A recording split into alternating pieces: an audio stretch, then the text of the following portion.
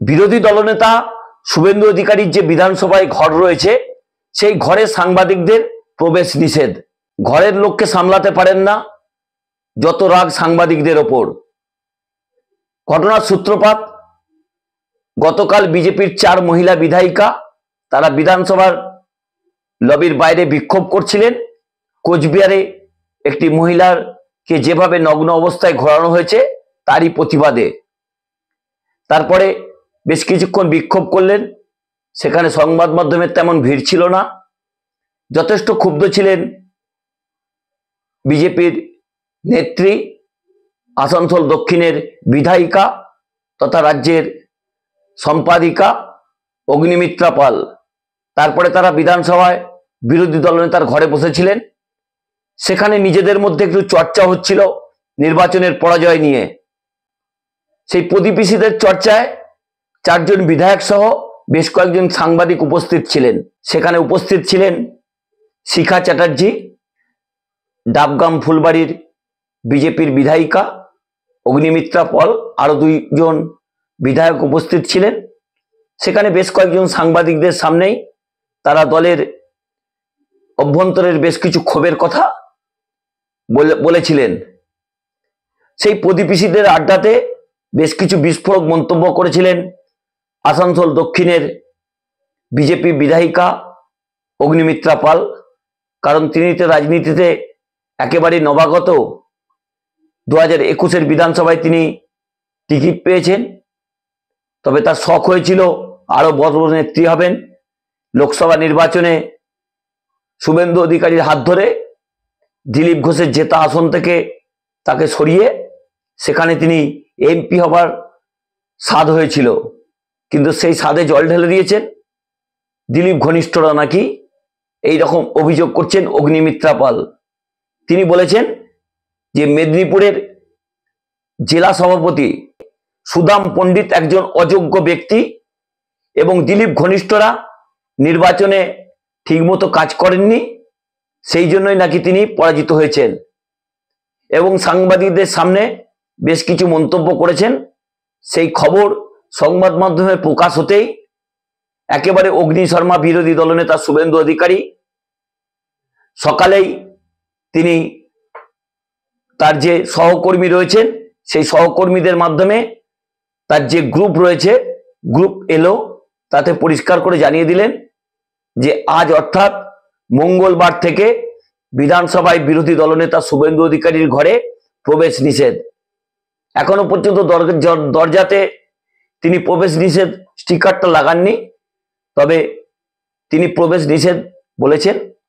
আচ্ছা, এইসব নেতারা দলের সমালোচনা করবেন, দলের নির্দিষ্ট জায়গায় সমালোচনা না করে সর্বসাধারণের সামনে সমালোচনা করবেন। সংবাদ মাধ্যম সেই খবর লিখে দিলেই তাদের যথেষ্ট রাগ। অগ্নিমিত্রা পাল যেসব মন্তব্যগুলো করেছেন, কোনো সাংবাদিক কি সেগুলো মনের মণিকোঠায় লুকিয়ে রেখে দেবেন নাকি কাগজে লিখবেন? তবে গদি মিডিয়ার সাংবাদিকরা নিশ্চয়ই তা কাগজে লিখবেন না, তারা মনের মণিকোঠায় রেখে দেবেন, কারণ সেগুলো তারা সঞ্চয় করছেন।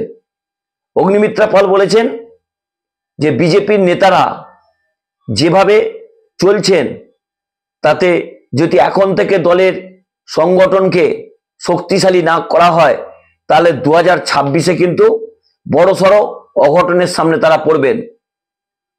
বেশ কিছু মন্তব্য করেছেন, সেগুলো কিন্তু বেশ কিছুটা শুভেন্দু অধিকারীর বিরুদ্ধেও যাবে।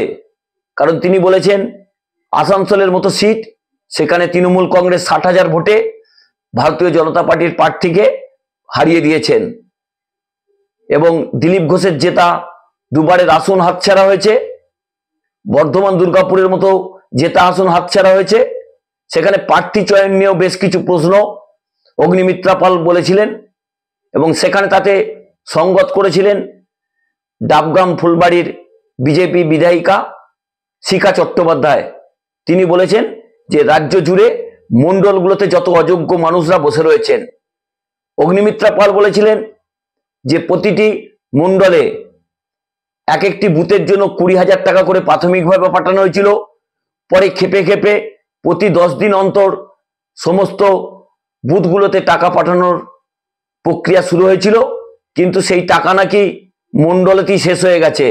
অর্থাৎ তিনি যে কাটমানির কথা বলেছেন, সেই কাটমানির কথা সংবাদ মাধ্যমের সামনে বলছেন, অথচ তারা কাগজে লিখতে পারবেন না।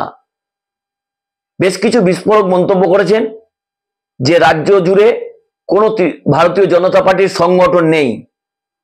ভারতীয় জনতা পার্টির নেতারা নিজেদের বড় বড় লিডার ভাবেন, পাড়ায় একটিও মানুষ তাদের পাশে নেই, কিন্তু শুধুমাত্র সাদা পাঞ্জাবি পরে আর গলায় উত্তরীয় লাগিয়ে নেতা হবার চেষ্টা করছেন বলে বিস্ফোরক মন্তব্য করেছিলেন অগ্নিমিত্রা পাল। তার কেন্দ্রবিন্দু ছিল আক্রমণের মূলত রাজ্য নেতৃত্ব। রাজ্য নেতৃত্ব যেভাবে প্রার্থী চয়ন করেছেন তাতে পরাজয় হওয়াটাই নাকি স্বাভাবিক বলে মন্তব্য করেছেন অগ্নিমিত্রা পাল। এই সব মন্তব্য তিনি, যেগুলো একেবারে দলের অভ্যন্তরে করার কথা, সাংবাদিকদের সামনে করলেন। গদি মিডিয়ার সাংবাদিকরা তা নিয়ে কোনো উচ্চবাচ্চা করলেন না, কিন্তু সৎ নির্ভীক সাংবাদিকরা এই খবরের লোভ কখনোই তারা এড়াতে পারেন না। তারা কাগজে সেই খবর ফলাও করে লিখে দিলেন। তাতেই একেবারে রেগে গেলেন বিরোধী দলনেতা শুভেন্দু অধিকারী। তিনি তার নেতৃত্বকে সতর্ক করলেন না, তিনি সংবাদ মাধ্যমকে পাঠ পড়ালেন যে কিভাবে সাংবাদিকতা করতে হয়। সংবাদ মাধ্যম যদি গদি মিডিয়ার মতো তার কথা শুনে চুপ করে থাকে, তাহলে তো সেই শিক্ষাই তিনি সাংবাদিকদের দেবার চেষ্টা করবেন। তবে সাংবাদিকদের কাজ একটু কম, কারণ বিরোধী দলনেতা অত্যন্ত একটি গুরুত্বপূর্ণ পোস্ট, বিধানসভা চলাকালীন তার যথেষ্ট গুরুত্ব থাকে। তবে আবার হয়তো তার প্রয়োজনে বিরোধী দলনেতা আবার পছন্দের গদি মিডিয়ার কয়েকজন সাংবাদিককে তার ঘরে ডেকে নেবেন, সেখানে গল্প করবেন, বিকেলে মুড়ির আড্ডাতে ডেকে নেবেন, কফির আড্ডাতে ডেকে নেবেন। সেখানে হয়তো বিশেষ বিশেষ সাংবাদিক যারা তার প্রতি কথায় হ্যাঁ দেন না, তাদের জন্য নিশ্চয়ই দরজা বন্ধ থাকবে। তবে যেভাবে ভারতীয় জনতা পার্টির পার্টি অফিসগুলোতে কর্মী সংখ্যা কমতে শুরু করেছে, তাতে বিরোধী দলনেতা যেভাবে দরজার গেটে প্রবেশ নিষেধ স্টিকার লাগাচ্ছেন, তাতে কিন্তু সেখানেও কিন্তু যথেষ্ট একটা ভাঙনের আশঙ্কা রয়েছে। যেভাবে বিজেপি বিধায়করা একে অপরের বিরুদ্ধে মন্তব্য করছেন, তাতে পরিষদীয় দলে ভাঙন আসন্ন।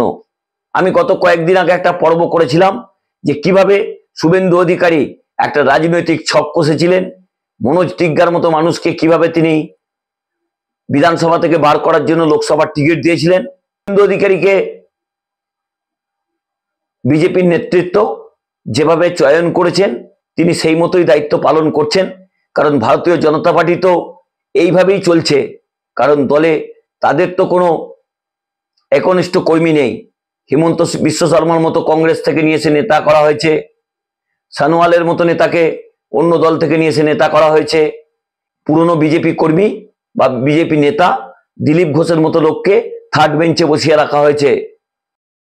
অগ্নিমিত্রা পাল আরো বেশ কিছু কথা বলেছেন যে দলের কর্মীদের মধ্যে কমিটমেন্টের অভাব রয়েছে, সেটা তৃণমূল কংগ্রেসে নেই। তৃণমূল কংগ্রেসের নেত্রী মমতা বন্দ্যোপাধ্যায় শেষ কথা বলেন, তিনি দলে যেমন পুরস্কারও দেন, তেমনি কিন্তু দলের কর্মীদের তিনি তিরস্কার করেন।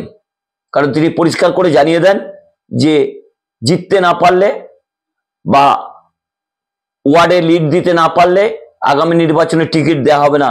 ভারতীয় জনতা পার্টিতে এরকম কোনো কঠোর আইন নেই বা একনিষ্ঠ কর্মীর অভাব রয়েছে।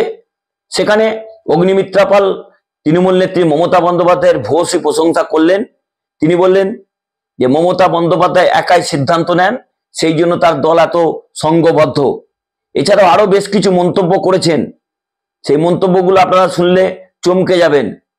তিনি বলেছেন অন্য নিজের এলাকায় তারা রাজনীতি করেন না, কারণ এলাকায় তারা ভয় পান, তারা অন্য জায়গা থেকে নেতা হবার চেষ্টা করেন।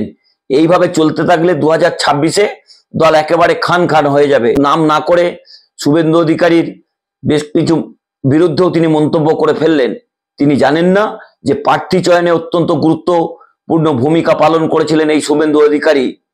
এই যে সিট পরিবর্তন করা হয়েছে, দিলীপ ঘোষকে মেদিনীপুর থেকে দুর্গাপুরে নিয়ে যাওয়া হয়েছে, দুর্গাপুরের জেতা প্রার্থী তাকে নিয়ে যাওয়া হয়েছে একেবারে আসানসোলে আসানসোল দক্ষিণের বিধায়িকা অগ্নিমিত্রা পাল, তাকে আসানসোল থেকে উড়িয়ে নিয়ে এসে মেদিনীপুরে প্রার্থী করা হয়েছে।